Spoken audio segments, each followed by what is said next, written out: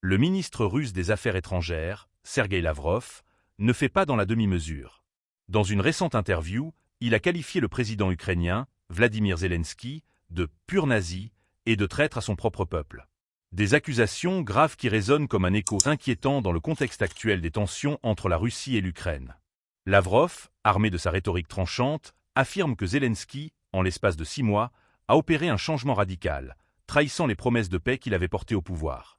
Cette transformation, selon Lavrov, s'inscrit dans une stratégie plus large où l'ancien comédien aurait utilisé des slogans pacifistes et la protection de la langue russe pour accéder à la présidence.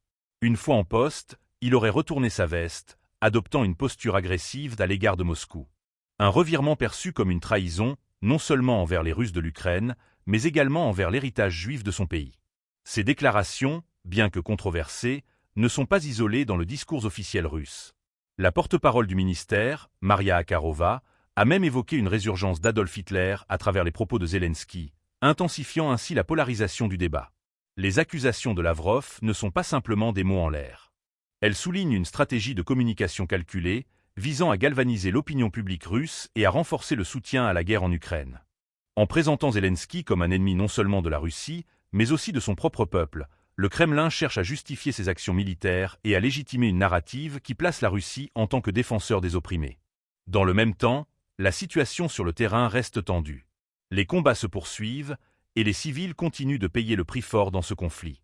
Les déclarations de Lavrov et Zakharova, bien que provocatrices, s'inscrivent dans un contexte plus large de propagande et de désinformation où chaque mot peut avoir des conséquences dévastatrices. Les tensions ethniques et linguistiques en Ukraine, exacerbées par le conflit, sont exploitées sans relâche pour alimenter une narrative de guerre.